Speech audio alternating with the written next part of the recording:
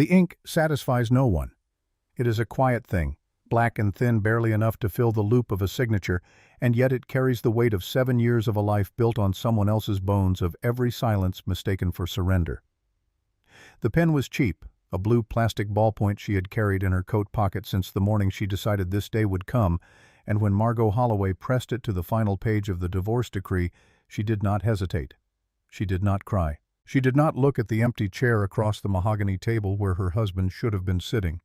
She simply wrote her name, the name she was born with, the one he had tried to erase, and she capped the pen and placed it beside the diamond ring she had already removed from her finger. The ring sat on the dark wood like a dead star, heavy with the memory of the night he had slid it on, whispering that she was the luckiest woman alive. She had believed him then. She was wiser now. The conference room at Pendleton Graves and Associates occupied the 45th floor of a glass tower that split the Chicago skyline like a surgical instrument. It was a room designed for intimidation, for the quiet destruction of people who had made the mistake of marrying above their station.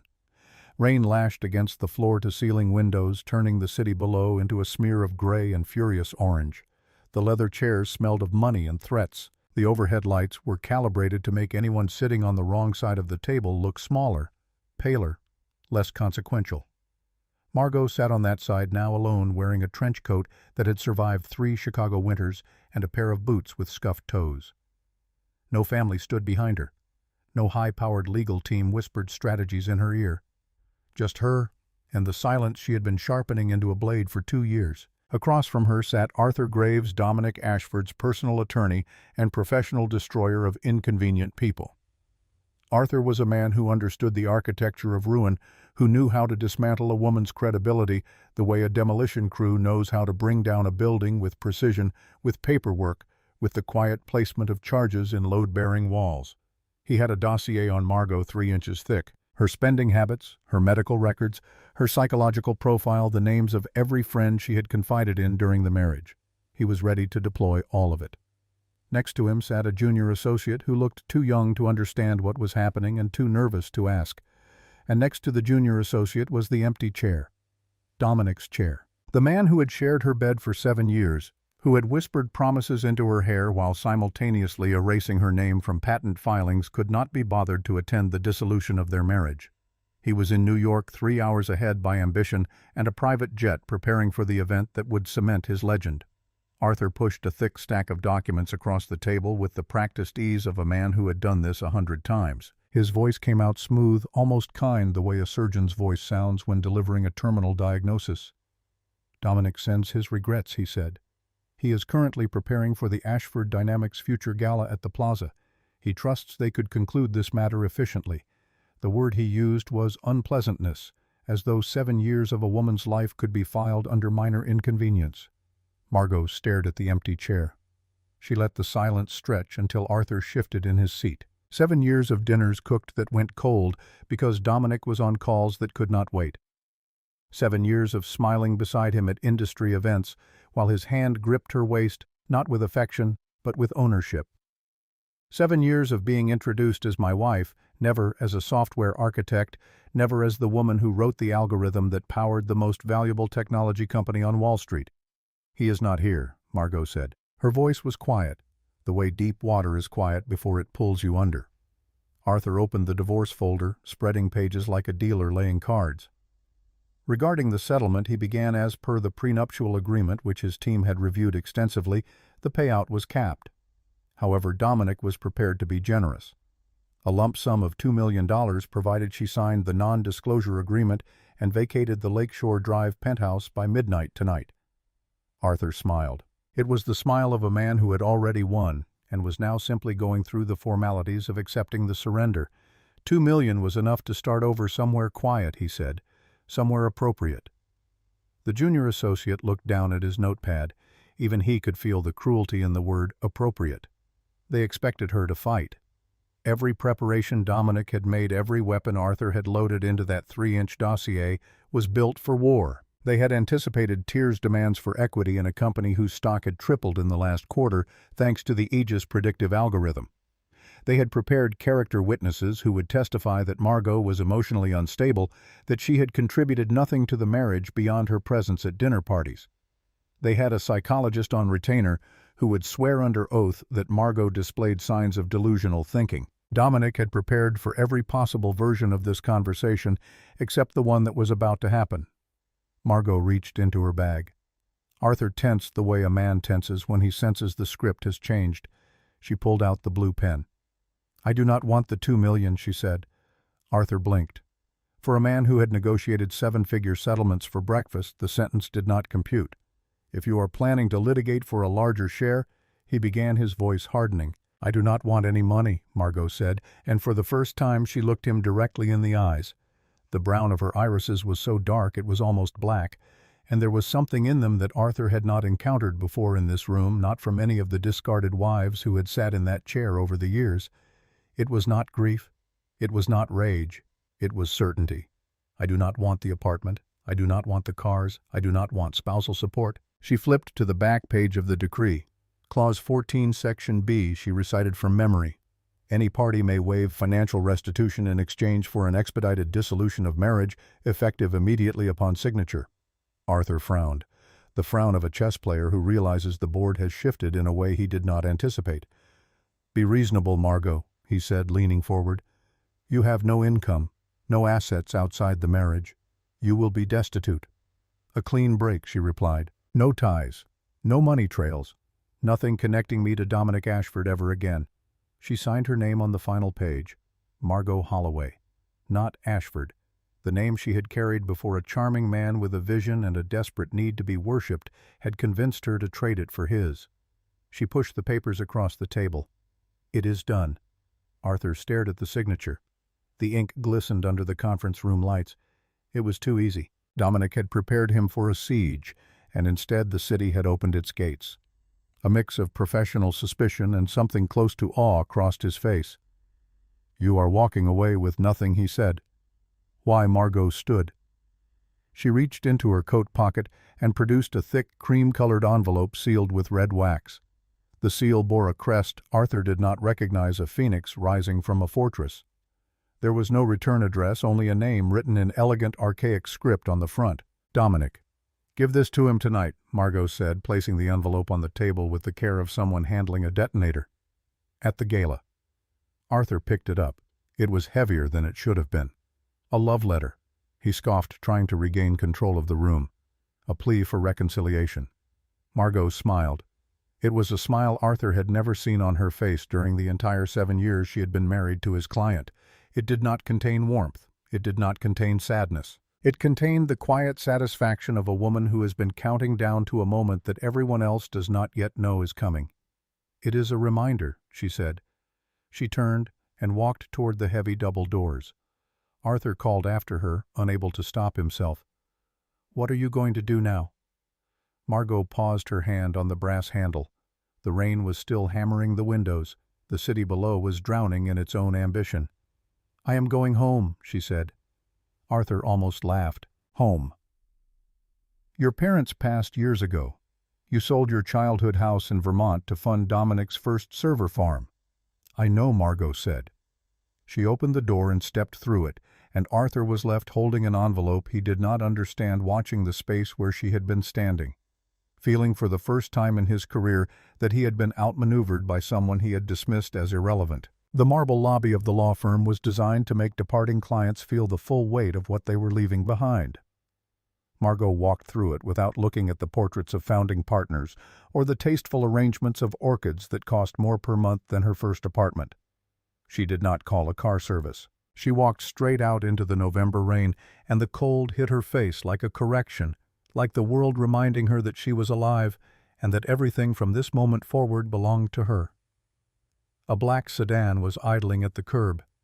Not a limousine, not a town car, but a heavily armored Mercedes Maybach with windows so dark they swallowed light. The driver's door opened and a man stepped out holding a large umbrella. He was tall, broad through the shoulders, with a scar running from his left ear down the side of his neck, disappearing into his collar. He did not move like a chauffeur. He moved like someone who had spent years entering rooms where people were trying to kill him. "The jet is fueled and waiting at O'Hare," he said, opening the rear door. "Flight plan to Teterboro filed and confirmed. His voice was flat professional, the voice of a man who dealt in logistics and violence with equal competence. "Thank you, Beckett," Margaux said, sliding into a leather interior that smelled of new upholstery and operational security. The door closed and the sounds of Chicago. The rain, the traffic, the distant wail of a siren disappeared. Inside the car, a laptop was open on the seat beside her. The screen displayed a live video feed of a grand ballroom being prepared for an event. Workers in black uniforms were arranging tables, adjusting lighting, positioning an enormous LED screen behind a stage. The banner above the stage read, "Ashford Dynamics Future Gala" in silver letters on midnight blue. Margaux watched a technician test the LED screen. The Ashford Dynamics logo appeared a stylized A, piercing a globe, and for a moment she remembered the night Dominic had designed that logo on a napkin in their Brooklyn apartment, giddy with excitement, asking her if she thought it looked powerful enough. She had told him it looked like it was trying too hard. He had laughed.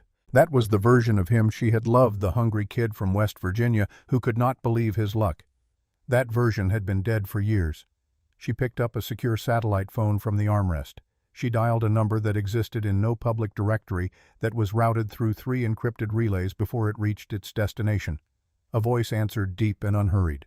"It is done," Margaux said. "The signature is filed." The voice on the other end belonged to a man who measured his words the way a jeweler measures diamonds. "And the Aegis key, I have it," Margaux said. "Initiate the obsidian transfer. When Dominic takes the stage tonight, I want him to be the poorest man in the room." She ended the call and looked out the window. Chicago was sliding past in the rain, all steel and glass and indifference. In a few hours, she would be airborne. In a few hours, the man who had stolen her work, her name, and her belief in her own sanity would discover that the woman he had called dead weight was the load-bearing wall he should never have removed. The grand ballroom of the Plaza Hotel had been transformed into a cathedral of self-congratulation. Golden light poured from crystal chandeliers that had witnessed a century of American ambition, reflecting off champagne flutes held by the kind of people who measured their worth in headlines and hedge fund returns. This was the night, the Sterling Dynamics Now, Ashford Dynamics Future Gala. The annual ritual where Dominic Ashford reminded New York that he was not merely wealthy but visionary, not merely powerful but inevitable. The guest list read like a merger of the Fortune 500 and the Society pages. Senators who needed campaign funding stood elbow to elbow with tech founders who needed regulatory favors. Old money from the Upper East Side circulated among new money from Silicon Alley, and everyone pretended the champagne tasted better when you could afford to buy the vineyard. Dominic Ashford stood on the mezzanine balcony looking down at the sea of tuxedos and designer gowns, with the satisfied expression of a man surveying a kingdom he believed he had built with his own hands. He was 41, and looked it in a way that magazine editors found appealing. Sharp jawline, blue eyes that shifted between ice and warmth, depending on what he needed from the person in front of him, salt just beginning to touch his temples. He adjusted the knot of his silk tie and checked his reflection in the balcony glass. Next to him, Tiffany Mercer was checking her phone. She was 28, and she wore a red dress that had been selected not for elegance, but for territory, a flag planted on conquered ground. Her official title at Ashford Dynamics was Vice President of Communications. Her unofficial role was the woman Dominic had chosen to replace the one he was discarding. Tiffany had the instincts of a survivor and the moral flexibility of someone who understood that proximity to power was its own form of currency. She looked up from her phone and touched Dominic's arm with practiced intimacy. "The Bloomberg pre-market numbers look incredible," she said. "Once you announce the defense contract tomorrow, the stock will be untouchable." Dominic took a sip of scotch. On the other side of him stood Sebastian Pratt, his CFO shorter and perpetually damp with anxiety, his phone buzzing with messages he was afraid to read. "Did the thing with Margaux go smoothly?" Sebastian asked, lowering his voice as though the name itself was contagious. Dominic waved a hand. "Arthur handled it. She probably signed everything and crawled away." "It is better this way, Seb. She was holding me back. A small-town girl who could not keep pace with where this company is headed. I need someone who understands ambition." He glanced at Tiffany. She smiled back. It was a smile that Sebastian found unsettling, though he could not have explained why. What he did not see, what no one on that balcony saw, was the way Tiffany's other hand, the one not touching Dominic's arm, was gripping her phone with white knuckles. On the screen was an encrypted message thread with a contact listed only as Pinnacle. The most recent message read, "Timeline confirmed. $500 million upon delivery of military variant. Awaiting your signal." Arthur Graves arrived 20 minutes before the keynote speech. He stepped off the elevator looking like a man who had seen something he could not explain. His face, usually the color of confidence, was the gray of wet concrete. He approached Dominic on the mezzanine, holding the cream-colored envelope in his hand, the way someone holds a container they suspect might be ticking. "She signed," Arthur said. "Clean break. $0. Waived alimony. Waived assets. Waived everything. She wanted nothing except her maiden name and an expedited dissolution." Dominic raised an eyebrow. A smirk formed on his mouth, the kind of expression a cat makes before it loses interest in the mouse. "0. I always knew she had no spine, but this is something else. She really is as pathetic as I always said." "She left this for you," Arthur said, extending the envelope. "She insisted you open it tonight." Dominic took it. The wax seal pressed into his thumb. The crest of phoenix rising from a fortress was unfamiliar. Probably a farewell letter, he sneered, or a bill from her therapist. He tore the seal. Inside there was no letter, no tear-stained note. There was a single playing card, the Queen of Spades, and a silver USB drive. "What is this?" Dominic said, flipping the card over. On the back, in handwriting he recognized as Margaux's, the precise lettering of a woman who had once catalogued rare manuscripts for a living, was a string of numbers. "Coordinates." Sebastian peered over his shoulder, already running the numbers on his phone. "That is here," he said, his face losing color. "Those coordinates correspond to this building, the plaza." Before anyone could process the implication, a low vibration began to move through the floor. It started as a tremor subtle enough to rattle the champagne flutes on the waiters' trays, and then it grew into a sound that no one in a Manhattan ballroom expects to hear. It was not thunder. It was not construction. It was the focused mechanical scream of twin turbine engines at an altitude that was illegal, dangerous, and impossible to ignore. The guests stopped talking. Heads turned toward the massive windows. Out of the November darkness, lights appeared. Not the red and blue flash of emergency services, but the steady, blinding white beams of a large aircraft.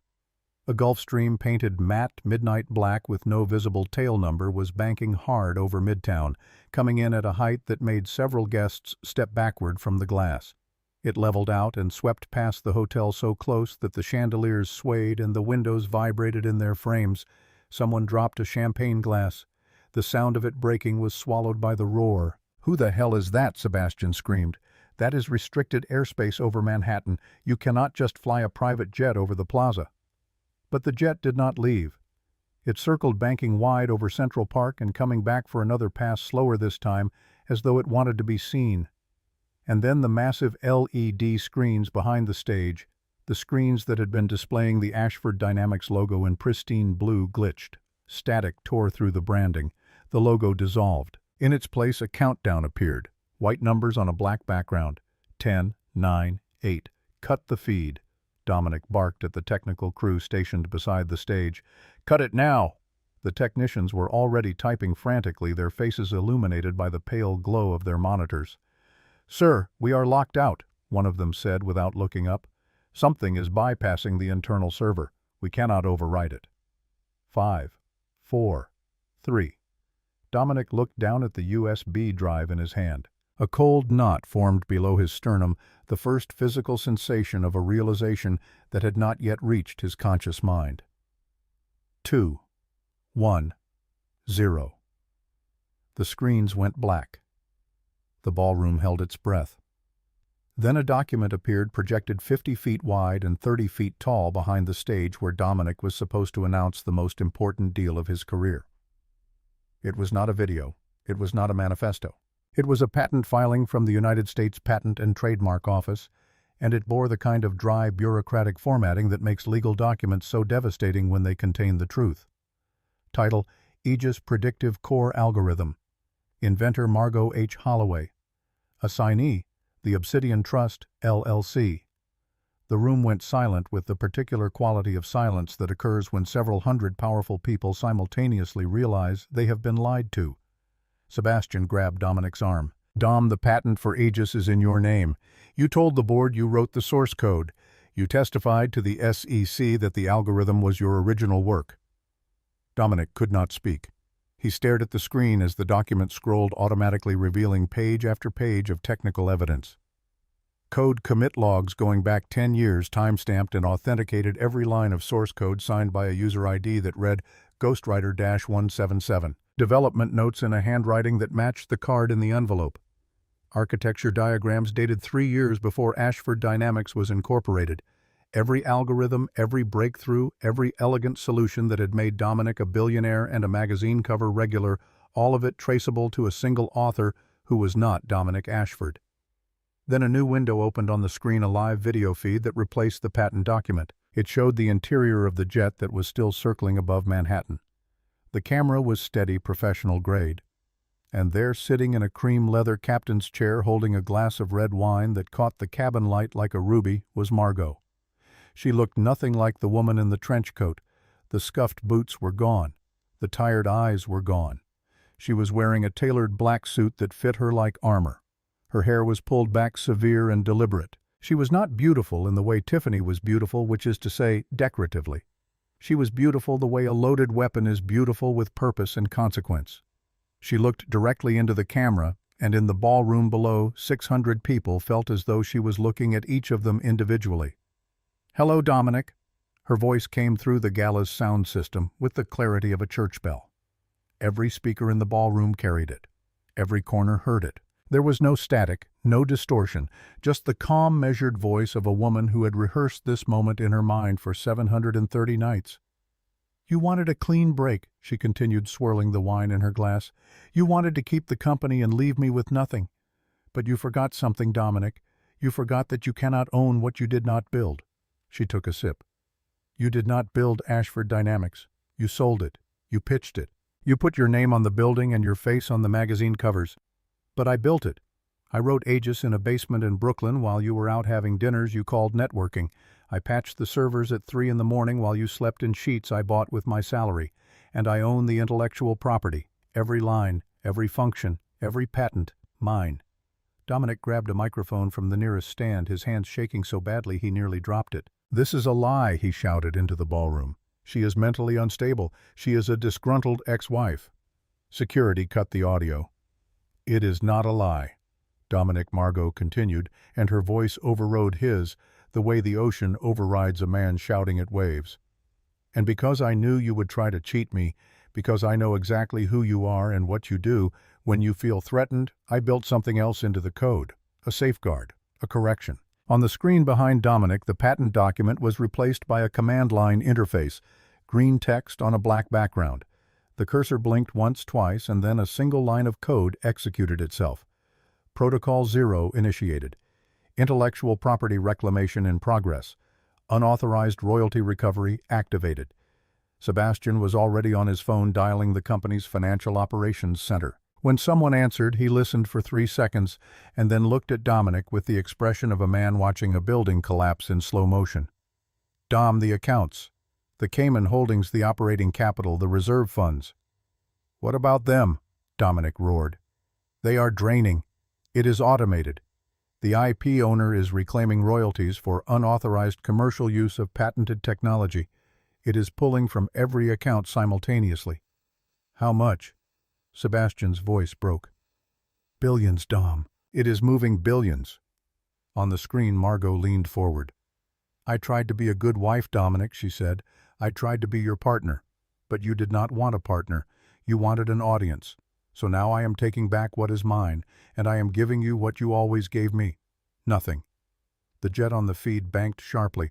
Outside the ballroom windows, the real jet screamed overhead one final time, climbing vertically into the cloud cover over Manhattan, engines howling, and then it was gone. The ballroom stood in stunned silence. 600 of the most powerful people in New York stared at the screen, then at Dominic, then at their phones, which had all begun buzzing simultaneously. The notification was from every major financial news service. Ashford Dynamics ticker symbol, ASHD. Trading halted. Reason, pending SEC investigation into intellectual property fraud. Pending DOJ inquiry into patent misrepresentation. Dominic dropped the microphone. It hit the stage floor with a thud that bounced off every wall. Behind him, the patent document reappeared on the screen, a 50-foot monument to his fraud, illuminated by the same golden chandeliers that had been celebrating his genius 5 minutes earlier. Tiffany Mercer was no longer beside him. She had slipped away during the chaos, moving through the crowd toward the service exit with the practiced invisibility of someone who had always planned to be somewhere else when the fire started. Her phone was already open to the encrypted thread. "Pinnacle timeline accelerated," she typed. "Asset available within 48 hours. The reply came in 4 seconds. "Confirmed. Proceed." On the mezzanine, Arthur Graves stood holding the empty cream envelope, staring at the wax seal he had dismissed as theatrical.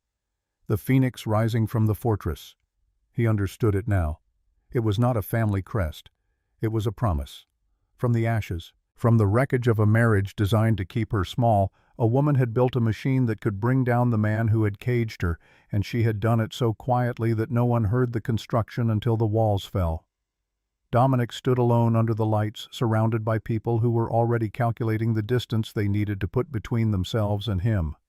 His phone buzzed again, then again. The investors were not calling to offer support. They were calling their lawyers. The empire of Dominic Ashford, built on the bones of a woman he had called a nobody, was burning. But for Margaux Holloway, climbing through 30,000 feet of November sky, watching the lights of Manhattan shrink to a constellation below her, the fire was just the invitation. The real destruction had not yet begun. She opened her laptop and typed a single message to Beckett. "Phase 1 complete. Landing Teterboro in 40 minutes. Confirm Catskills safe house is operational." His reply came in 11 seconds. "Operational. Perimeter secured. Tobias is set up in the basement server room. One additional note: Harlan Crestwood called twice while you were in the air." He watched the feed. "He says, and I am quoting directly, that was the most expensive piece of theater he has ever financed, and he loved every second of it." Margaux closed the laptop. She looked at her reflection in the cabin window, superimposed over the darkness and the distant lights of the eastern seaboard. The woman looking back at her was someone Dominic had never met. She had been building this version of herself in silence in the hours between midnight and dawn, in the margins of a life designed to keep her invisible. And now the margins had swallowed the page. She finished her wine. The glass was empty. The ring was gone. The name was hers again. Somewhere below, in a ballroom full of shattered certainties, a man who had mistaken theft for genius was learning the oldest lesson in the world. You cannot build a kingdom on someone else's foundation and then set fire to the architect, because the architect remembers where every load-bearing wall stands, and she knows exactly which one to pull.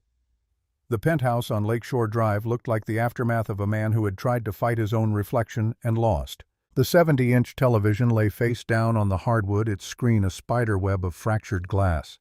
A baccarat crystal vase, the one Tiffany had selected from a catalog the way other people select ammunition, had been thrown through the floor-to-ceiling window overlooking Lake Michigan. November wind howled through the jagged hole, scattering papers and ash across a carpet already stained with single malt scotch. Dominic Ashford stood in the center of the wreckage at 3 a.m, his tuxedo shirt torn open, his breathing ragged, his phone vibrating on the kitchen counter with calls he had stopped answering 2 hours ago. The SEC, the FBI's Financial Crimes Division, his publicist who had already drafted a resignation letter, his mother in West Virginia who had seen the live stream on her neighbor's iPad and did not understand what was happening except that her son was on television and people were angry.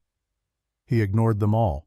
He walked to the bedroom safe, which was now empty of the emergency cash he had kept there because Margaux, during her 2 years of quiet preparation, had identified the combination through the HVAC monitoring backdoor she had installed in the building's security network. The safe contained only a burner phone, prepaid, purchased 18 months ago for a contingency Dominic had told himself would never arrive. He dialed a number he had sworn he would never use. The number belonged to no person, no office, no organization that appeared in any directory. It existed in the space between governments and consequences in the economy of men who solved problems that could not be solved through lawyers or legislation. 1 ring, 2 rings, a click, and then a voice that sounded like it had been processed through gravel and machinery. "This line is for emergencies only." Dominic's jaw tightened. "I need a cleaner. Tier 1 target. Margaux Holloway. Last known trajectory was a private jet that landed at Teterboro approximately 4 hours ago. Current location unknown, likely upstate New York or New England. There was a pause on the line, the sound of calculation measured in human lives. We saw the coverage, Mr. Ashford. The price just went up. High-profile targets with active media attention cost double. 10 million cryptocurrency-only Monero. Dominic did not hesitate. Done. But I do not just want her gone. I need the physical USB drive she took. It contains the encryption key for the Aegis source code. Without it, the intellectual property reclamation cannot be reversed, and the company turns to dust. There is also a woman named Tiffany Mercer. Leave her alone for now. She is still useful. But Margaux, make it look accidental. A car accident. A fall. I do not care about the method. Just erase her. Contract accepted. Asset deployed. Codename Kalen. Estimated arrival in the operational area 8 hours. The line went dead with a click that carried the finality of a coffin lid. Dominic hurled the burner phone against the bedroom wall. It shattered next to a framed photograph that had somehow survived his rampage. The photograph showed him and Margaux on the roof of their Brooklyn apartment 8 years ago. The Manhattan skyline behind them, both of them laughing at something the camera could not record. He stared at it for a long moment. Then he picked up a shard of the broken television and drew it across the photograph, splitting the image cleanly between the two of them. "You think you can outsmart me, Margaux?" he whispered to the broken glass in the November wind. "I pulled myself out of a trailer park in Kanawha County. I built this from nothing. I can build it again. And I will bury you so deep that even your ghost will need a map to find the surface." 6 hours north, the Catskills safe house materialized through the trees like something that had decided to stop hiding. It was not the rustic cabin that the word safe house might suggest. It was the ancestral property of the Crestwood family, a stone manor built in 1923 by a banking patriarch who believed that old money should look old and that walls made of Hudson Valley granite would outlast anything the 20th century could throw at them. He had been right. The house had survived the Depression, 2 wars, and the dissolution of 3 Crestwood marriages. It sat at the end of a private road lined with bare oaks, surrounded by 40 acres of woodland that served as both privacy and perimeter. Harlan Crestwood was waiting on the front steps when the Maybach pulled through the iron gates at 4:30 in the morning. He was wrapped in a camel hair coat that had been tailored in a decade when men still understood that warmth and authority were not mutually exclusive. A thin cigar burned between his fingers, its smoke rising into the frozen air like a question mark. He was 63, silver-haired, with a face that suggested he had been carved from the same granite as his house. Harlan was the kind of money that Dominic Ashford had spent his career mocking. Dinosaur money. Trust fund money. Money that did not need to perform. But Harlan had survived every market crash, every political revolution, and every ambitious young man who had tried to bury him, and he had done it with the patience of a man who understood that the most dangerous predators are the ones who do not need to hunt. Margaux stepped out of the car, and the cold hit her immediately, a different cold than Chicago's sharper, cleaner, the cold of elevation and solitude. Harlan stepped forward and kissed her cheeks, a gesture that in his world was not affection but alliance. "I watched the broadcast," he said, his voice carrying the slow authority of old timber, the expression on Dominic's face when the patent appeared on screen. "It was worth every cent of the $50 million I invested in the Obsidian Trust." Margaux walked with him through the front door into a grand foyer where a fire was consuming logs the size of a man's thigh. The heat was immediate and absolute. "He is not finished, Harlan," she said, pulling off her coat. "Dominic has a backup server farm in Nevada, the Cerberus unit. If he activates it, he can override my kill switch and regain partial control of the Aegis algorithm. It would not save his reputation, but it would give him enough leverage to negotiate with the DOJ. Harlan handed her a brandy in a glass that was older than Dominic's entire company. "Then we must ensure he never reaches that point." He led her through a corridor lined with oil paintings of Crestwood ancestors who looked like they had never smiled and never needed to, into a library where first-edition books shared shelf space with monitors displaying real-time financial data. "I have been in discussions with Lockridge Industries," Harlan said, settling into a leather wingback chair that had molded itself to his frame over 30 years. "If we merge your patent with their domestic manufacturing capability, we can launch a commercial version of Aegis before Dominic can get his lawyers out of bed. We crush him not merely legally, but commercially, irreversibly." Margaux took a sip of the brandy. It burned a path from her tongue to her sternum, and the warmth of it steadied something inside her that had been vibrating since the church confrontation she knew was still ahead. There is a more immediate problem, Harlan. Dominic will not go quietly into bankruptcy. He is not wired for surrender. Right now he is in that penthouse doing the math, and the math will tell him that the fastest path back to control runs through me. First he will try to negotiate. When that fails, he will send someone to eliminate the problem permanently. Harlan's expression shifted. The cigar paused halfway to his mouth. You are safe here. My security detail is former Secret Service. 8 men armed, rotating shifts. Dominic does not use amateurs, Harlan Margaux said, and her voice carried something that made the old banker lower his cigar. He uses a contractor named Kalen, former CIA Special Activities Division. Kalen does not knock on doors. He walks through walls. Your 8 men would buy me 20 minutes, maybe 30. Not enough. Harlan frowned. The frown deepened the lines around his mouth into canyons. Then what do you propose? We do not hide, Margaux said. And something dangerous flickered behind her eyes, something that had been forged in silence over 2 years of meticulous planning. We dangle bait. I draw Kalen into the open. I let Dominic believe his plan is working. And when Kalen gets close enough, I record Dominic giving the order. The actual words, the actual voice, captured in a format that no lawyer can challenge and no judge can ignore. If I get that recording, Dominic does not merely lose his company. He goes to federal prison for conspiracy to commit murder. Harlan studied her across the firelight.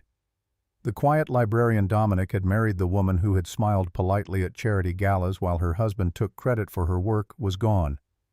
In her place was someone who played chess with consequences and calculated risk the way mathematicians calculate trajectories. It is too dangerous, he said. What you are describing is not corporate strategy, it is counterintelligence, and counterintelligence gets people killed. I spent 8 years sleeping next to a man who dismantled my identity. One compliment at a time, Harlan. Margaux set her glass down on a table that had been in the Crestwood family since before the Civil War. I know exactly how dangerous men think, because I learned by surviving one. In a different part of the house, in a basement that Harlan had converted into a server room during the early days of electronic trading. Tobias Wren sat surrounded by monitors, empty energy drink cans, and the particular chaos that accompanies a 19-year-old who considers sleep a software bug. He had been tracking the Monero transaction since it left Dominic's wallet, following it through a chain of anonymizing nodes that would have been invisible to anyone who had not spent the last 4 years developing custom blockchain forensics tools in his parents' garage in Trenton, New Jersey. The exit node pinged a server cluster in a data center outside Belgrade, but the account holder's VPN was routed back through a domestic relay in Northern Virginia, which told Tobias that the recipient was American, likely intelligence adjacent, and very expensive. He patched through to Margaux's earpiece. The crypto packet has cleared. The final destination matches the operational signature of a private military contractor known to the intelligence community as Kalen. He is stateside. Flight manifests show a private charter originating from a regional airfield in Virginia passenger traveling under the name Thomas Reacher. Estimated landing in the Albany area within 3 hours. Margaux, who was sitting in the library reviewing legal documents with the focus of a surgeon preparing for an operation, felt her pulse quicken. She kept her breathing even.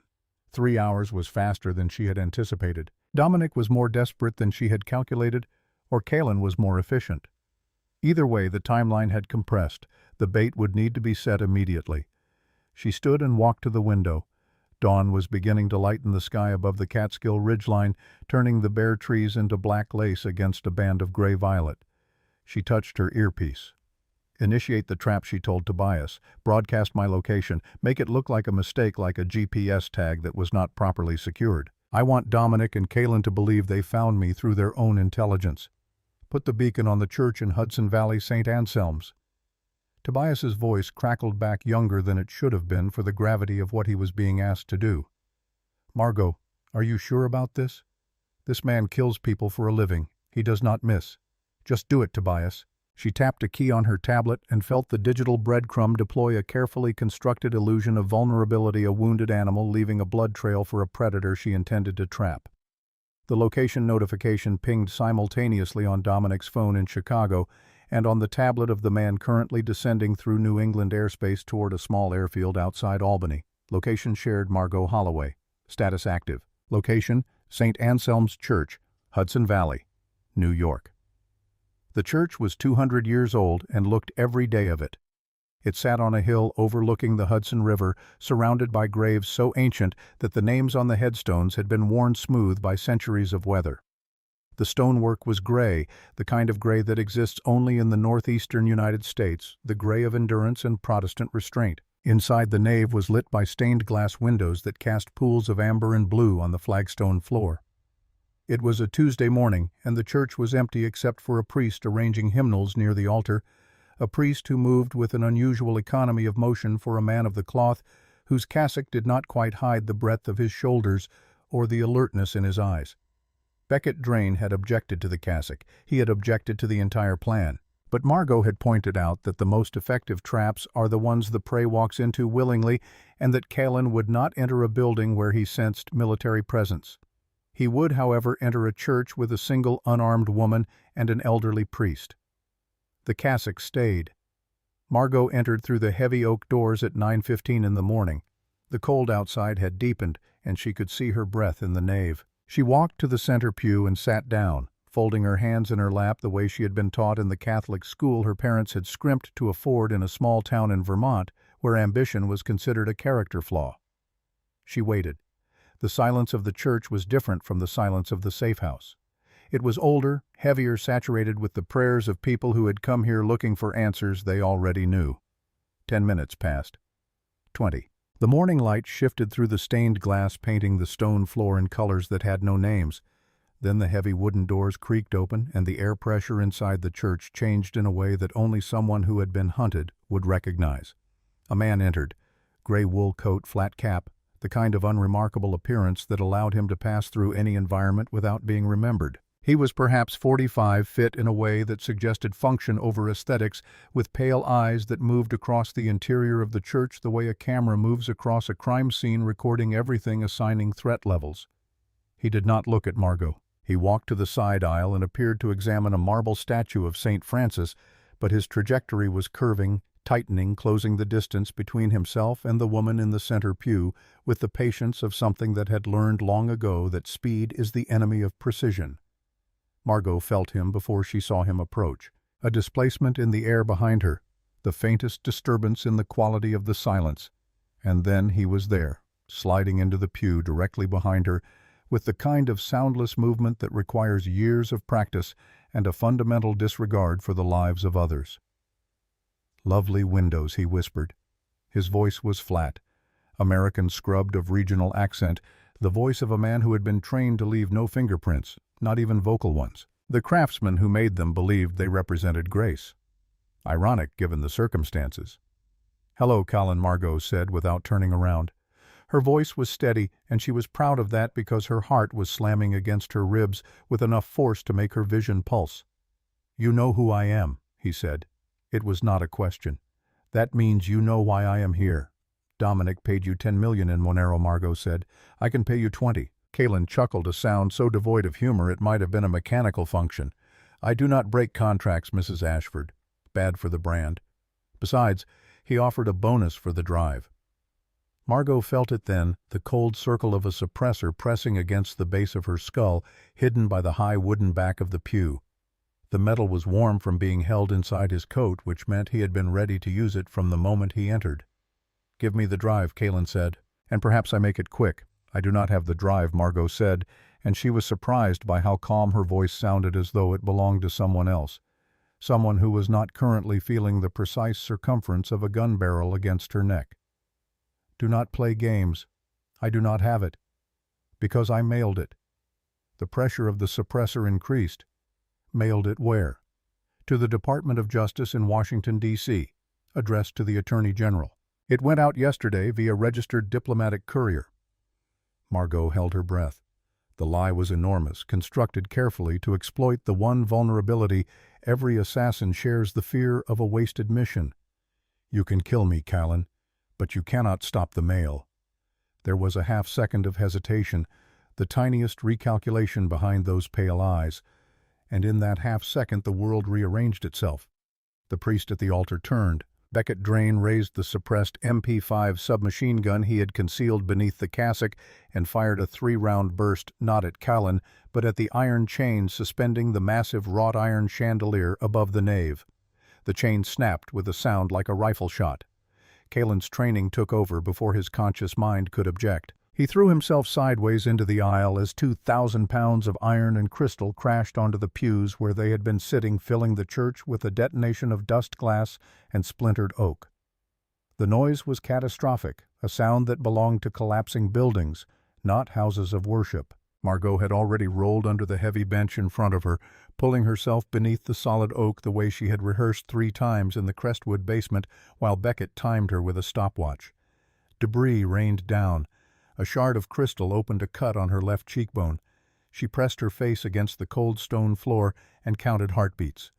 Beckett was sprinting down the center aisle, firing controlled bursts to keep Callan pinned behind a collapsed section of pew. "Move!" he shouted, grabbing Margaux's arm and pulling her upright with the urgency of someone who understood that suppressive fire buys seconds, not minutes. They ran for the side exit, their footsteps crunching over a carpet of broken glass. Behind them, Callan emerged from the dust cloud like something that could not be killed by architecture. He was coughing but uninjured, and his pistol was already up. A round chipped the stone archway 2 inches from Margaux's head, showering her face with fragments. The cut on her cheek deepened. They burst through the side door into the gray Hudson Valley daylight, into a waiting Audi RS7 that was already running its exhaust, creating ghosts in the cold morning air. Harlan Crestwood was behind the wheel, and the incongruity of a 63-year-old banking patriarch driving a getaway car was something Margaux would have found amusing if she had not been bleeding and gasping and running on pure adrenaline. She dove into the back seat. Beckett vaulted into the passenger side. The car launched forward, tires screaming on the gravel, fishtailing around the corner of the churchyard just as Callan burst through the main doors, weapon raised. He did not fire. A school bus was passing on the road below, and even Callan had limits. Not moral limits, but practical ones. Witnesses of that age complicated everything. Inside the car, Margaux pressed a tissue to her bleeding cheek. The tissue turned red immediately. Her hands were shaking, and she let them shake because controlling them would have cost energy she could not spare. Harlan checked the rearview mirror. The road behind them was empty. "Did you get it?" he asked, taking a curve at a speed that suggested the Crestwood family had been driving these roads recklessly for generations. Beckett held up a device the size of a shirt button, a high-fidelity audio transmitter with a 72-hour battery and a broadcast range that could reach a receiver from half a mile away. "I planted it in his coat collar when he dove," Beckett said. "The moment the chandelier came down, he rolled right past me." 3-second window. "Now we hear everything he says, and more importantly, everything Dominic says to him." Margaux let out a breath that felt like it had been trapped in her chest since she sat down in that pew. "Now we wait for Dominic to panic," she said. "He will," Harlan replied, adjusting his grip on the steering wheel. "Because 30 minutes ago I had my communications director leak a rumor to 3 financial journalists that you are cooperating with the FBI in a formal investigation. By the time Dominic checks his news alerts, the entire market will believe his ex-wife is building a federal case." Back at the Crestwood safe house, Margaux sat alone in the library. The fire had burned down to embers. The brandy Harlan had poured her sat untouched on the side table. She held the bloodied tissue against her cheek and stared into the dying coals. On the table beside her was her phone, open to a photograph she had not looked at in months. It showed the Brooklyn apartment, the one with the leaking ceiling, and the radiator that clanged like a percussion instrument at 3 in the morning. In the photograph, she and Dominic were sitting on the floor, surrounded by takeout containers and printouts of code architecture. He was pointing at something on her laptop screen, and she was laughing, and the light from the single floor lamp made them both look younger and more hopeful than they had any right to be. That was the night they had cracked the predictive modeling problem that became the foundation of Aegis. She remembered the exact moment, 2:17 in the morning, when the algorithm produced its first accurate prediction, and Dominic had picked her up and spun her around the tiny kitchen, knocking over a stack of dishes, and whispered into her hair that they were going to change the world. He had meant it. That was the part that made it unforgivable. He had meant it, and then he had decided that changing the world was only worth doing if the world gave him all the credit. She closed the photograph. The fire popped, sending a shower of sparks up the chimney. She asked herself the question she had been avoiding for 2 years, the one that sat beneath the planning and the preparation and the encrypted communications like a stone at the bottom of a well. Was she doing this for justice or for revenge? Was there a difference? And if she kept going, if she followed this path to its end, would she arrive at something that looked like freedom, or would she arrive at a mirror and see Dominic's face looking back? The question had no answer, and she did not pretend it did. She sat with it the way she had learned to sit with unanswerable things patiently, without flinching, the way a woman who has spent 7 years being told she is crazy learns to trust her own silence more than anyone else's noise. Then the television mounted above the library fireplace flickered to life. Tobias had set it to monitor all major financial news channels. The screen filled with the polished confidence of a Fox Business anchor, and next to the anchor in a window framed by the network's red and blue graphics was Tiffany Mercer. Tiffany was wearing a cream blazer and an expression of practiced concern. She had clearly been prepped by a crisis communications team because every gesture, every pause, every modulation of her voice was calibrated to project a single message: Dominic Ashford is the victim. Margaux Holloway. Tiffany was telling the anchor is a deeply troubled woman. I worked closely with Dominic during our time at Ashford Dynamics, and I can tell you that his ex-wife exhibited increasingly erratic behavior in the final years of their marriage. What we saw tonight at the gala was not a revelation. It was a cyber attack orchestrated by a woman with a documented history of emotional instability. Dominic Ashford built that company from the ground up. He wrote the Aegis algorithm. Margaux Holloway was a librarian. The anchor nodded with the enthusiasm of someone who understood that controversy was content. Tiffany smiled, and it was the same smile she had worn on the mezzanine of the Plaza Territorial, and triumphant, the smile of a woman who had bet on the winning horse and intended to ride it all the way to the bank. Margaux watched the screen. She watched Tiffany deploy the same strategy Dominic had used for years: rewrite the story, replace the author, make the truth sound like a symptom. And something inside Margaux, something that had been wavering in the firelight with the photograph and the unanswerable question, went quiet and hard. Not angry, not vengeful, resolved. The way steel becomes resolved when it has been heated past the point of flexibility. She turned off the television. She picked up her phone and called Tobias. "I need everything you have on Tiffany Mercer's encrypted communications with Pinnacle Defense. Every file transfer, every timestamp, every dollar amount. And I need it packaged in a format that the FBI Cyber Division can authenticate independently." Tobias's voice came back immediately. "Already compiling." "Margaux, there is something else. Harlan made 3 calls to Lockridge Industries this morning before you woke up. I was not monitoring his phone specifically, but the server room picks up all cellular traffic within the property, and his calls triggered the same encryption signature that Lockridge uses for acquisition negotiations." Margaux closed her eyes. When she opened them, the embers in the fireplace had shifted, collapsing into a new configuration. "How long has he been talking to Lockridge?" she asked. "Based on the metadata, the first call predates your agreement with him by 6 weeks. Harlan Crestwood did not invest $50 million in the Obsidian Trust because he believed in justice, or because he wanted to help a wronged woman reclaim her name.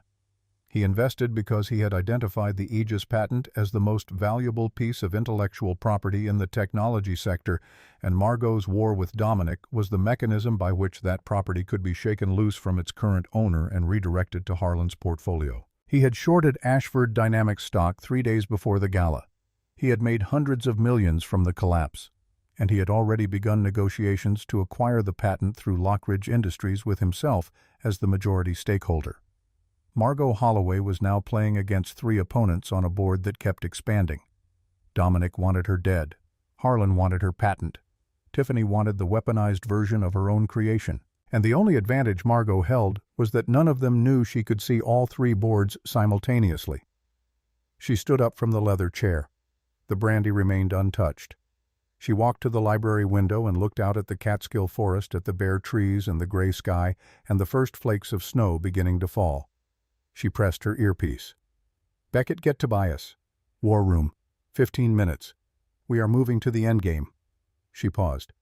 "Dominic thinks this is a knife fight. Harlan thinks it is a negotiation.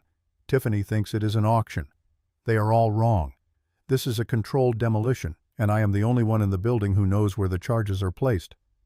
The war room was the Crestwood Library, cleared of brandy glasses and ancestor portraits, replaced with Tobias's laptop array and a whiteboard that Beckett had requisitioned from a Staples in Kingston using cash and a face that discouraged questions. Margaux stood at the whiteboard, marker in hand. The plan she outlined was precise, layered, and carried the elegant brutality of something that had been designed by a mind trained in both library science and recursive algorithms. Step 1. Leak Harlan's location to Dominic through the audio bug on Kalen's collar. Not the Catskills property, but the Crestwood Mountain Estate in Colorado, a modernist glass structure cantilevered over a 3,000-foot drop in the Rockies. Dominic would go there because the leaked intelligence would suggest that Margaux had relocated to the most remote and defensible position available, which is exactly where a cornered person would run. Step 2. Wire the Colorado house with cameras in every room, every angle, broadcast quality connected to a live streaming infrastructure that Tobias would manage from the Catskills. Step 3. Allow Dominic to breach the property. Allow him to confront Margaux face to face. Allow him to do what narcissists always do when they believe they have cornered their prey: talk. Explain. Justify. Confess. The cameras would capture everything. The stream would go to every major news outlet, the SEC, and a live audience of anyone with an internet connection. Step 4. Simultaneously deliver the Tiffany Pinnacle evidence to the FBI field office in Washington. Step 5. Hold the Harlan evidence in reserve. Insurance. A card she would play only if she needed to. Beckett listened to the plan with the expression of a man who had been asked to defuse a bomb using instructions written in poetry. "You are asking me to let an armed man who just hired an assassin walk into a glass house where you will be sitting on a sofa," he said. "That is correct," Margaux replied. "And you are betting your life that Dominic will monologue instead of shoot. He is a narcissist, Beckett. He cannot help himself. He needs to tell me why I was wrong to leave him. He needs to hear himself explain why everything he did was justified. It is not a bet. It is a diagnosis." Beckett looked at Tobias, who shrugged with the terrifying nonchalance of a teenager who had been awake for 31 hours and had stopped distinguishing between courage and caffeine. "If she says the cameras will be ready," Tobias said, "the cameras will be ready. I can have 12 angles streaming in 4K within 48 hours, audio on every surface. The only risk is if he shoots first and talks never." "He will not shoot first," Margaux said. And the certainty in her voice was not performance.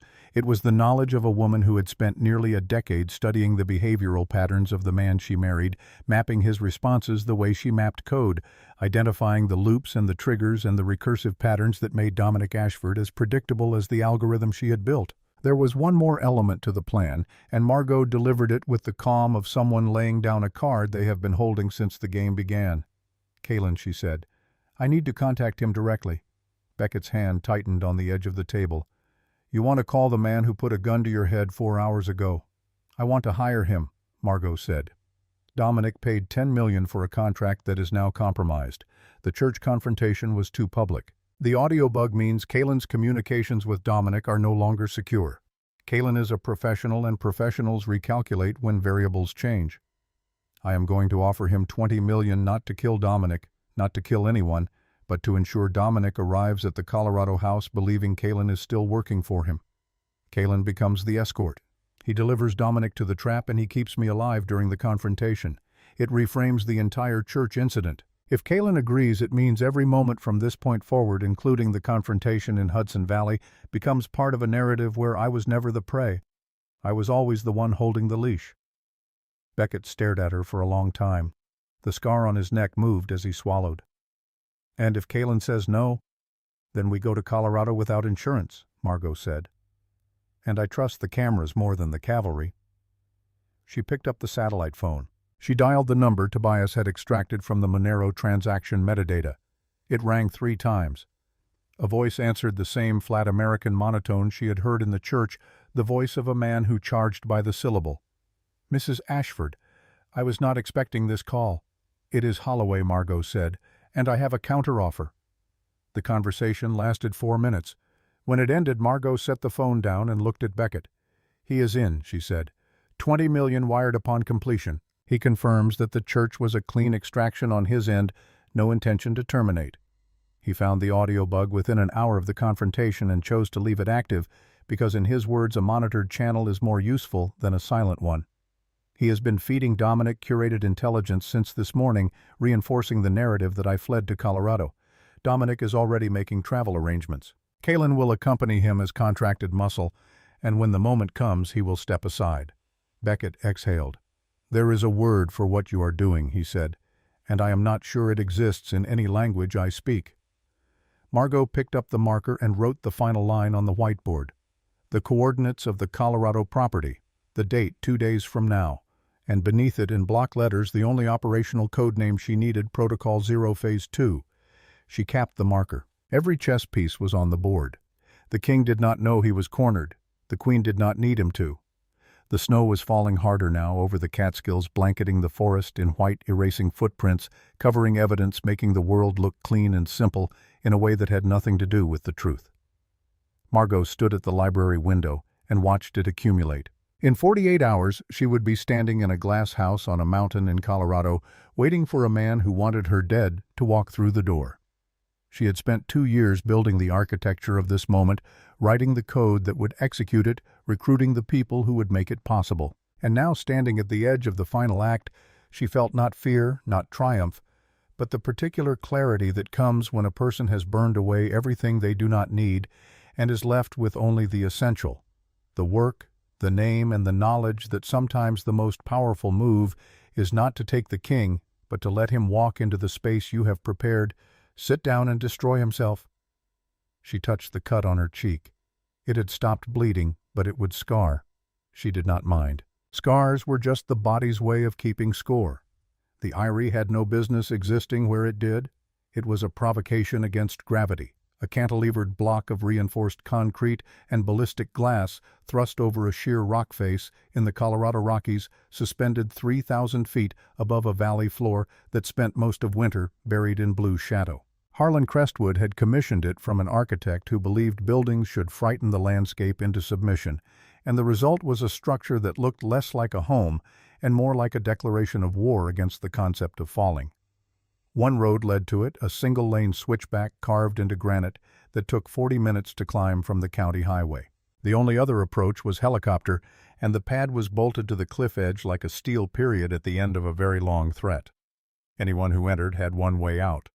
That exit could be sealed with a phone call to the county sheriff's substation 11 minutes down the mountain. Margaux arrived 36 hours early. She needed the time, not for courage but for geometry.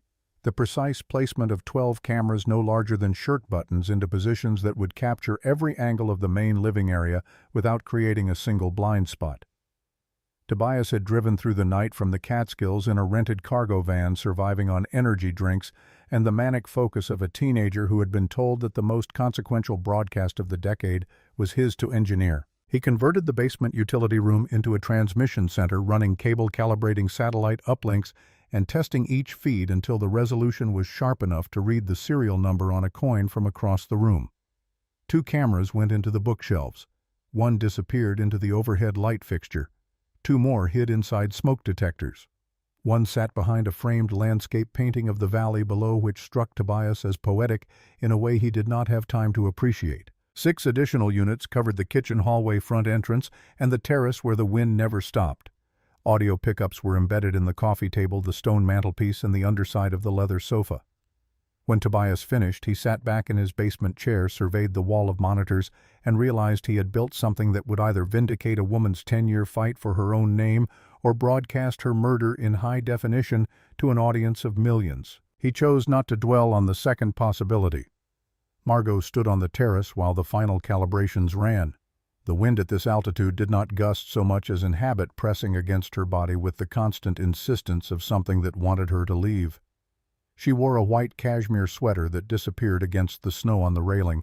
The scar on her cheekbone from the Hudson Valley Church had closed into a thin pink line that pulled slightly when she squinted against the glare. Below the valley was a bowl of white silence, and the county road threaded through it like a vein carrying cold blood to a frozen heart. Beckett found her there. He had swept the property 3 times, mapped every sightline a marksman might exploit, and confirmed that winter conditions made both viable sniper positions inaccessible. He had also hidden a loaded Glock 19, a satellite phone, and a trauma kit beneath the kitchen island provisions for a worst case he was determined to prevent. He stood beside her at the railing, and for a moment neither of them spoke because the view demanded a silence that conversation would have cheapened. Then Margaux asked a question that had nothing to do with operational planning. "Do you think it is possible to take something back without becoming the thing you are taking it from?" Beckett considered this with the deliberateness of a man who had learned that careless answers cost lives. "I think the difference between justice and revenge is not what you do," he said. "It is what you are willing to stop doing once you have won." The satellite feed picked up the convoy at 2:17 the following afternoon. 3 black Chevrolet Suburbans rented under a shell corporation from a private security outfit in Denver, grinding up the switchback in a formation that suggested military training applied to civilian desperation. Tobias tracked them from the basement, his voice coming through the intercom with the forced calm of someone who had aged 5 years in 3 days. 5 minutes from the gate. Lead vehicle carrying 4, including the primary target. 2 occupants each in the follow cars. Thermal confirms weapons across all vehicles. Margaux was in the main living area. She had changed into a black turtleneck and dark trousers, clothes chosen not for style but for the way they would read on camera, stark and unadorned against the pale concrete and glass, the visual language of a woman who had nothing left to prove and nothing left to hide. She was pouring Earl Grey from a ceramic pot into a cup with a small chip on the rim, and the bergamot scent filled the room with a domesticity that stood in deliberate contrast to the violence climbing the mountain toward her. "Tobias," she said into the intercom, her voice carrying no more tension than if she were confirming a lunch reservation. "Go live. Push to all distribution nodes. CNN, MS, NBC, Fox, the Journal live feed, SEC enforcement monitoring, FBI Cyber Division intake. Open public access simultaneously. The stream goes hot in 60 seconds. Tobias acknowledged. His fingers hit the keys with the percussive urgency of a countdown he could not stop. And then it was live. Every camera, every microphone, every angle of the glass house on the mountain streaming to servers in New York, Los Angeles, and Chicago, available to anyone in the world with a screen and a connection. The audience counter appeared in the corner of Tobias's monitor. It started at 0 and began climbing with the speed of a number that knows it will never come back down. The gate charge detonated at 2:23. A small-shaped explosive, Kalen's standard entry tool, blew the lock mechanism clean off the iron frame. The gate swung inward. The Suburbans rolled up the gravel drive tires, compressing fresh snow with a sound like grinding teeth. Doors opened. Men in black tactical gear established a perimeter with the rehearsed efficiency of professionals who were being paid enough not to ask questions. And then the lead vehicle's rear door opened, and Dominic Ashford stepped onto the mountain. He was unrecognizable as the man who had stood on the mezzanine of the plaza 3 days ago. That man had been polished, curated a magazine cover made flesh. This man looked like the cover had been left in the rain. His overcoat hung open over a dress shirt that had not been changed since Chicago, its collar dark with dried sweat. His face was the color of candle wax slack with exhaustion. The blue eyes that had once charmed investors and terrified competitors, now reduced to raw, red-rimmed apertures that could not stop blinking against the mountain glare. He had not eaten. He had not slept. He had crossed the line that separates a man in crisis from a man in collapse, and the only thing keeping him vertical was the fuel that burns longest and hottest in men who have built their identities on control, the incandescent, all-consuming need to punish the person who had taken it away. Kalen walked beside him, checking his phone with the practiced boredom of a man reading weather reports rather than managing a double contract. His Sig Sauer rode his hip like an accessory. His face betrayed nothing. He had already been paid by both sides, and his only remaining professional obligation was to ensure that the woman inside the house survived the next 30 minutes and that the man beside him did not. 2 heat signatures inside, Colin reported. The woman and the hacker. No bodyguard on the property. Dominic's mouth twitched. Something that wanted to be a smile but lacked the energy to complete the journey. She is alone. She sent her muscle away. She knows this is the end. Kalen said nothing. Dominic reached the front door and kicked it. The ballistic glass cracked in a starburst pattern but held because it had been designed to stop rifle rounds, and a man's shoe, regardless of how much it cost, is not a rifle round. He kicked again. The frame buckled. The door swung inward, dragging cold air into the warm interior. He stormed through. Margaux did not stand. She poured a second cup of tea into the chipped ceramic cup and placed it on the coffee table in front of the empty chair across from the sofa. The gesture was so ordinary, so divorced from the armed men fanning through the house behind Dominic, that it created a dissonance he could feel in his teeth. "You are late, Dominic," she said. "The tea is getting cold, but I saved you a cup." He stopped. His chest heaved. The vein in his temple performed its own furious rhythm. He stared at her the way a man stares at a locked door when the key has stopped working. "Where is the drive?" he said, and his voice was hoarse with 3 days of shouting at people who could not fix what she had broken. "Where is the encryption key? Give it to me now." Margaux gestured toward the cup. "Sit down. We should talk." He lunged forward and swept the teacup off the table with the back of his hand. It struck the concrete wall and disintegrated. Brown liquid ran down the white surface in a pattern that looked like a river delta. Margaux watched the stain spread. Then she looked at him. "That was my favorite cup," she said. "It had character." Dominic seized her by the shoulders, hauling her off the sofa, his fingers pressing into the muscle above her collarbones, hard enough to leave marks that would still be visible a week later. "Do you understand what you have done? The stock is worthless. The DOJ is preparing an indictment. My board has turned on me. My accounts are frozen. Everything I built, everything is gone because of your little stunt with the screens and the airplane and the dramatic reveal." Margaux did not struggle. She stood in his grip and looked at him with the steady gaze of a woman who has been preparing for this exact moment for 730 days. "You did not lose those things, Dominic. You never owned them, because you cannot own what you did not create." The words landed in the space between them with the weight of something that has been carried for a very long time and is finally being set down. "I wrote Aegis in a basement in Brooklyn while you were at dinners you called essential. I maintained the servers at 3 in the morning while you slept in sheets I paid for with a librarian's salary. I filed the original patent under my own name before you even knew what an assignee clause was. And then you took it. Not all at once, because that would have been obvious. You took it the way erosion takes a coastline, gradually, patiently, until one morning I woke up and my name was gone from every document and you were on the cover of Forbes, and I was introduced at parties as your wife as though that were a profession." Something shifted in Dominic's face. The rage cracked, and beneath it, rising like groundwater through broken concrete, came the thing that had been driving him since long before he met Margaux, since long before Aegis, since before the first investor meeting and the first magazine profile and the first lie. His grip loosened. His voice dropped to a register she had never heard, not in a decade together, not in the worst fights or the quietest nights. "You want to know why I did it? You really want to know? I grew up in a trailer park in Kanawha County, West Virginia. My father drank himself into the ground before I turned 12. My mother cleaned motel rooms for $9 an hour and came home smelling like bleach and other people's filth. Every kid in my school knew my clothes came from donation bins. Every teacher looked at me like I was already a statistic, another Appalachian boy who would peak at 18 and spend the rest of his life blaming the economy. So I made a decision. I decided I would become someone that nobody could look past, someone so big that the world would have to rearrange itself around me. And when I found your algorithm, when I saw what it could do, I saw the vehicle. I saw the thing that would carry me out of that trailer park forever. So, yes, I took it. I took it because I needed it more than you did, because you would have published a paper and given a talk at a conference and gone back to your library and shelved books for the rest of your life. I turned it into something that mattered. I turned it into an empire."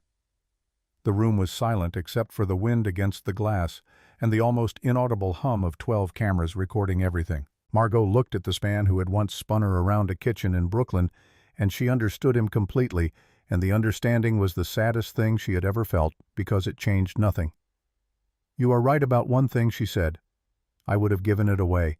I would have made it available to anyone who needed it, to hospitals and farms and energy companies and schools. And that terrified you, not because it was foolish, but because generosity is the one form of power you never learned. You thought being small was something that happened to you in West Virginia. But being small is what you chose every day afterward when you decided the only way to matter was to make everyone around you disappear." She paused. The wind pressed against the glass. "I did not want a life of luxury, Dominic. I wanted a life where my name was on my own work. That is all I ever wanted." Dominic released her. He took a step backward, and for 3 seconds he was not a billionaire or a fraud or a husband or an enemy. He was the boy from the trailer park standing in expensive shoes on a concrete floor, stripped of every story he had built on top of that boy, and the nakedness of it was so complete that even Margaux, who had every reason to feel triumph, felt instead a grief that had no remedy. Then the mask reassembled. He reached into his overcoat and produced a small silver pistol, a Walther PPK, the kind of weapon a man buys when he wants to feel cinematic rather than lethal, and he pointed it at her chest. Last chance. The drive. Or this ends here. Kaylin, tear the house apart. Start with the basement. Find the kid. Margaux spoke immediately. It is not in the basement. She pointed at the laptop on the coffee table. It is there. Plugged into the port. I was preparing to transfer the files when you arrived. Dominic shoved her onto the sofa. He grabbed the laptop and flipped the lid open. The screen was dark. He struck a key. What appeared was not a file directory. It was not an encryption interface. It was a live video feed, a chat window, and a participant counter that was climbing with the velocity of a number that has broken free of human control. Participants 14,211.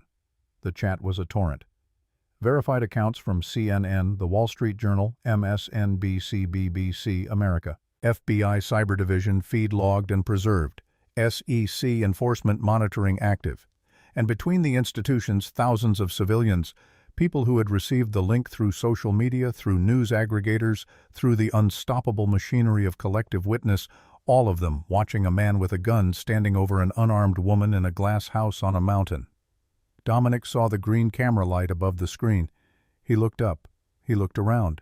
The tiny red indicator lights in the bookshelves, the light fixtures, the smoke detectors, the painting of the valley. 12 unblinking eyes that had been watching him since he kicked the door open. Every word, every confession, every bruise he had pressed into her shoulders. Margaux's voice came from the sofa with the calm of someone who has arrived at the destination she has been walking toward for a decade. They are all watching Dominic. Every news outlet in America, the SEC, the FBI. 15,000 people and counting. They heard you describe how you stole my work and why. They watched you put your hands on me, and they are watching you point a gun at a woman whose only crime was writing code that you decided belonged to you. His hand began to shake.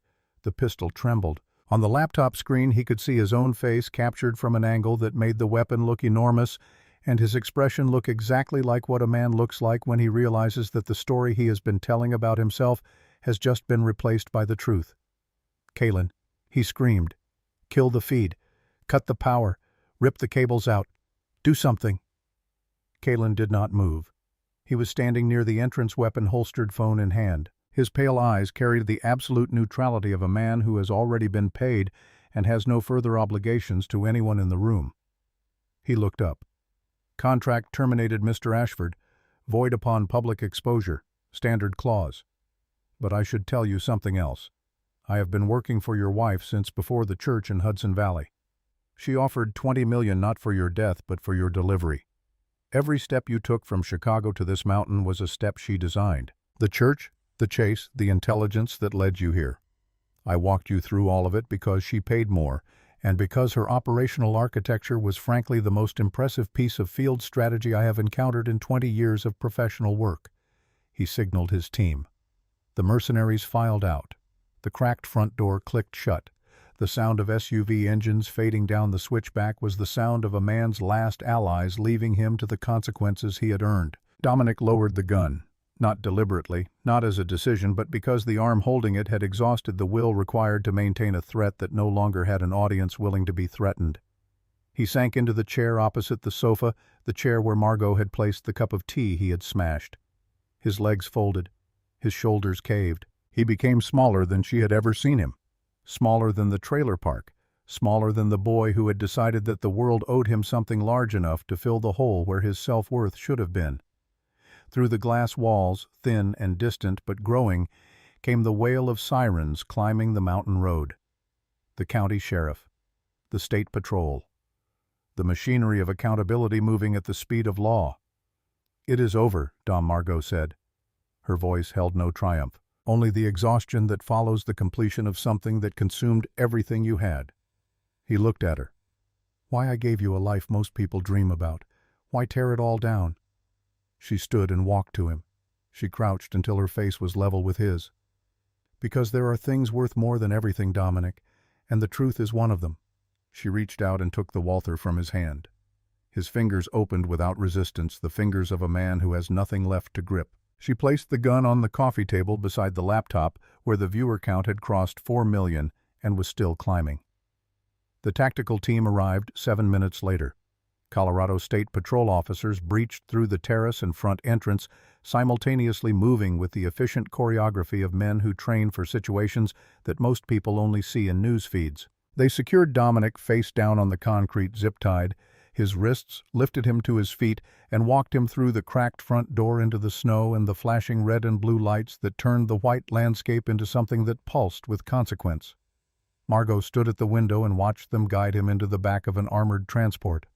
He turned his head and looked up at the glass house one last time. Their eyes met across the distance, across 10 years and a continent of broken promises, and he mouthed a word she could not read through the glass and the falling snow. She did not try to interpret it. Some messages arrive after the conversation has ended, and the kindest thing you can do with them is let them go. In Washington, D.C., events were unfolding on a parallel track that Margaux had laid 6 hours earlier. FBI agents from the Cyber Crimes Division entered the Willard Intercontinental Hotel at 3:47 Eastern Time, rode the elevator to the 7th floor, and knocked on the door of Suite 714 with the particular knock that federal warrants make unnecessary, but protocol still requires. Tiffany Mercer opened the door in a silk robe, expecting the room service she had ordered to celebrate a transaction that was 92% complete on the laptop behind her. The laptop's screen displayed a file transfer interface connected to Pinnacle Defense's secure server. The agents presented the warrant. They seized the laptop, 2 external drives, and a phone whose encrypted message history would, over the following weeks, unspool into a conspiracy indictment for unauthorized transfer of defense-grade technology to a private military contractor. Tiffany Mercer had entered Dominic Ashford's orbit believing she was the smartest person in any room that did not contain a mirror. She had miscalculated. The smartest person had been the quiet woman with the scuffed boots, the one everyone had dismissed as irrelevant, the one who had been watching Tiffany's encrypted messages for 2 years from a penthouse kitchen counter while Tiffany's phone charged with its notifications unlocked. The conversation with Harlan Crestwood happened at 5 that evening in the Colorado house after the police tape had been removed and Tobias had powered down the broadcast array. Harlan arrived by helicopter, stepping out of the cabin with the hurried energy of a man who could feel a $10 billion opportunity developing a pulse. He found Margaux by the suspended fireplace drinking cold Earl Grey from the only surviving cup in the kitchen. "The patent is indisputably yours," Harlan said, settling into the chair as though he were sitting down to a board meeting rather than a reckoning. "The courts will confirm it within days. Lockridge Industries remains prepared to offer $10 billion for a full acquisition, 30% equity retention. Board seat, philanthropic naming rights. It is the deal of the century, Margaux." Margaux set the cup down on the stone mantelpiece. She looked at Harlan with an expression he had not seen directed at him in 40 years of high finance negotiation, the expression of someone who is not impressed. "I know about Lockridge, Harlan. Tobias intercepted your cellular traffic 3 days ago. You began acquisition discussions with Lockridge 6 weeks before you agreed to fund the Obsidian Trust. You positioned yourself as my benefactor while simultaneously engineering the mechanism through which my patent would land in your portfolio. And you shorted Ashford Dynamics stock 72 hours before the gala, making $412 million from a collapse you helped finance." Harlan's cigar paused. His jaw tightened. The pause lasted 3 full seconds, which in the world of men who control boardrooms represented a seismic event. When he spoke, his voice had lost its warmth and acquired the flat authority of a man who was accustomed to endings that favored him. "I am a businessman, Margaux. I identified an asymmetric opportunity, and I executed. Sentiment does not appear on balance sheets. That is not a defense, Harlan. That is a confession." She produced a manila folder from the laptop bag beside the sofa and placed it on the table between them. Inside was a printed summary of his Lockridge communications, his trading activity in the 72 hours preceding the gala, and an SEC regulatory analysis that his short-selling strategy had violated 3 federal statutes governing insider trading and market manipulation. Identical copies existed in Tobias's encrypted cloud, and in a sealed envelope held by an attorney whose identity Harlan would never learn. Harlan stared at the folder. For the first time in perhaps decades, he did not have a counter-move prepared. He reached for it. Margaux placed her hand on top. "This stays closed," she said, "as long as 3 conditions are met. You withdraw from Lockridge. You make no further attempt to acquire license or profit from the Aegis patent in any form, and you walk away with what you have already taken, the $400 million, and not a cent more." "Those are not conditions," Harlan said, and his voice had acquired an edge that would have intimidated most people in most rooms. "Those are terms of surrender." "You funded my war because you thought you were buying the spoils," Margaux replied. "I am simply informing you that the spoils are not for sale. You can accept that and leave with your reputation and your $400 million intact, or you can test me and discover what it feels like to be on the other side of the strategy you admired so much when it was pointed at Dominic." Harlan looked at her for a long time. The fire crackled. The wind pressed against the glass. Then he stood, buttoned his coat, and picked up his dead cigar. "You are making a mistake," he said. "Power like this does not come twice." "I know," Margaux said. "That is exactly why I am giving it away." She called Tobias up from the basement. He arrived with the particular look of someone who has not slept in 2 days and has forgotten that this is unusual. "I need full root access to the Aegis source code repository," Margaux said. Tobias confirmed he had it. The kill switch gave him persistent entry to every layer. Why, he asked, already half knowing the answer. "Open it," Margaux said. "Make it public. Full open source. Unrestricted license. Every line of code available to anyone on Earth." Tobias looked at her. Harlan, still standing by the door, turned around. Margaux stood at the window, looking out at the valley where the last light of a winter afternoon was painting the snow in shades of amber and violet. She thought about the basement in Brooklyn, the leaking ceiling, the radiator that clanged at 3 in the morning like an audience of one applauding each breakthrough in its own broken language. She remembered the night the algorithm produced its first accurate prediction, the night Dominic spun her around the kitchen and dishes crashed and both of them believed they were building something that would help the world. That belief had not been a lie, not at the beginning. The lie came later when Dominic decided that helping the world was less important than owning it. She had written Aegis to predict crop failures, to optimize energy grids, to identify disease patterns before they became epidemics. Every line of code carried that original intention the way DNA carries the blueprint of what an organism was meant to become. Dominic had mutated it into a weapon for high-frequency trading and surveillance. She was going to restore it, not by keeping it, by releasing it. "Do it," she told Tobias. Tobias sat down. His fingers moved across the keyboard. Upload initiated. Repository set to public. License unrestricted open access, no commercial gatekeeping. In seconds, the code began replicating across servers worldwide. Research universities, public health agencies, clean energy cooperatives, agricultural data centers, hospital networks, anyone anywhere with a connection and a need. Harlan watched from the doorway. He did not speak. The progress bar filled 60%, 80, 95, 100. Tobias looked up. "It is out. Everywhere. It cannot be recalled." Margaux watched the screen. The number of download requests was climbing faster than the live stream audience had grown, which meant that somewhere in the world right now, someone was opening the code she had written in a basement 10 years ago and seeing for the first time what it could do. The weight that left her chest in that moment was not the weight of money or power or revenge. It was the weight of a secret she had been carrying since the night Dominic first erased her name. The secret knowledge that the work was hers, held in silence for so long that it had become a kind of gravity, pulling everything inward, compressing her into someone smaller than she was. Now the secret was out. Now the work belonged to everyone, and she was, for the first time in a decade, exactly the size she was supposed to be. She picked up her coat. "Where are you going?" Beckett asked. He was leaning in the doorway Harlan had vacated, watching her with the quiet attention of a man who knew that the most important moments are usually the ones that look ordinary. "I hear the coast of Maine is beautiful when it is too cold for tourists," Margaux said. "And I have 10 years of reading to catch up on." She walked through the cracked front door, past the blast mark where Kalen's charge had blown the gate lock down the gravel drive where Dominic's footprints were already filling with fresh snow. She did not look back at the glass house. She did not look up at the mountain. She looked forward at the road winding down through the pines at the valley floor, where the lights of a small town were beginning to flicker on against the early dark at the ordinary world waiting to receive her without ceremony or fanfare or any of the things she no longer needed. 1 year later, the town of Camden, Maine was performing its primary function, which was to exist with such stubborn, salt-worn beauty that anyone who arrived there with the intention of hiding was quickly confronted with the problem of having nothing left to hide from. The harbor held lobster boats and the kind of wooden sailboats that old New England families maintain out of tradition rather than any intention to sail. The air tasted of brine and pine pitch and the cold mineral clarity of the Atlantic in November.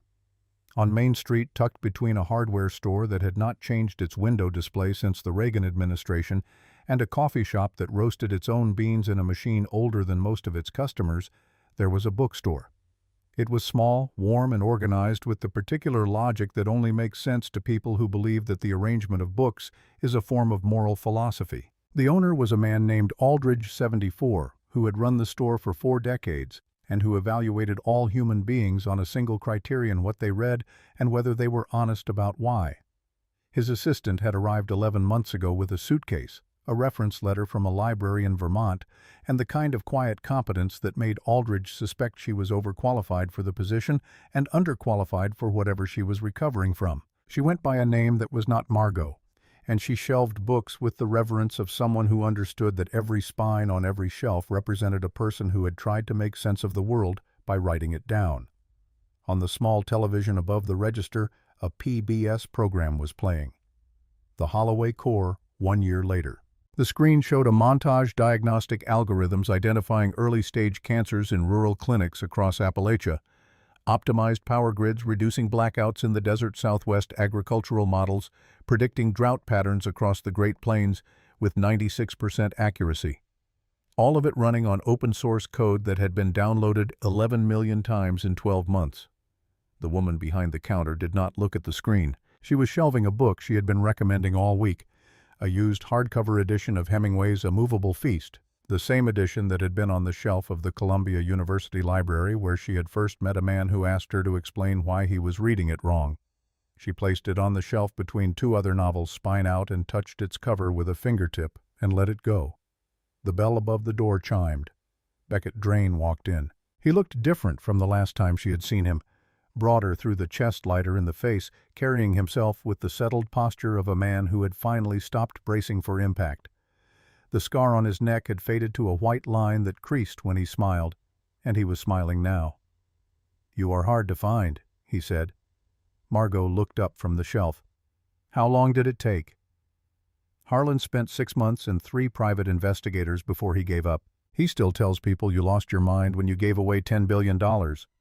Margaux laughed, a sound that surprised her because it came from somewhere unguarded. Harlan thinks anyone who is not leveraged is insane. How are the others? Tobias is at the Electronic Frontier Foundation in San Francisco, digital rights encryption advocacy. He calls you the Queen in the North. He misses you. Beckett reached into his jacket pocket and placed a small velvet box on the counter. It was dark blue, the kind of box that in another story would contain a ring. "It is not jewelry," Beckett said. "Open it." Margaux lifted the lid. Inside, resting on dark silk, was a silver USB drive. The sight of it sent a current through her that was not fear and not anger, but something closer to recognition, the feeling of meeting an old adversary in a place where neither of you has power over the other, Beckett explained. Harlan located a private storage vault Dominic maintained in a facility outside Newark. Inside was the last surviving copy of Project Zero, the militarized variant of Aegis, the weaponized version that Tiffany had been trying to sell to Pinnacle Defense. Harlan called it insurance. He planned to hold it indefinitely as leverage. "I took it from his office safe 3 weeks ago because I know that you are the only person who will do with it what needs to be done." Margaux lifted the drive from the silk. It weighed almost nothing. It contained the capacity to reshape the balance of power between every government corporation and military force on the planet. In the right hands, it could protect. In the wrong hands, it could predict and preempt human behavior at a scale that made every dystopian novel on Aldridge's shelves look like a children's story. She walked out from behind the counter, past the Hemingway, past the poetry section, through the back door that opened onto a wooden deck overlooking Camden Harbor. The Atlantic stretched east, gray-green and absolute, older than every ambition and indifferent to every fortune. Beckett followed. She stood at the railing. The wind lifted her hair. "Are you sure?" he asked. "That object could fund a country." Margaux looked at the water. She thought about Dominic in his federal cell, still constructing the narrative of the misunderstood visionary, still believing that the tragedy of his life was what the world had failed to give him rather than what he had failed to deserve. She thought about the Brooklyn apartment and the algorithm's first accurate prediction and the sound of dishes breaking in a moment of pure shared joy that had been real before it was stolen. She thought about this harbor and Aldridge's coffee and the weight of a book in her hand and the ordinary miracle of a life in which no one tells you that your name does not belong on your own work. "I am already the richest woman in the world," she said. She opened her fingers. The drive caught the November light, turned once in the air, and fell. It hit the surface of the Atlantic with a sound too small to hear, and sank into the green-gray water, and was gone, carrying with it the last weapon, the last leverage, the last temptation to become the kind of person she had spent a decade escaping. She dusted her palms against her jeans, turned back toward the bookstore. "Mr. Aldridge is making his chowder tonight," she told Beckett. "You should stay. He tells the worst jokes in New England, but the beer is local, and he will not ask you a single question about where you have been." Beckett looked at her. The scar on his neck creased.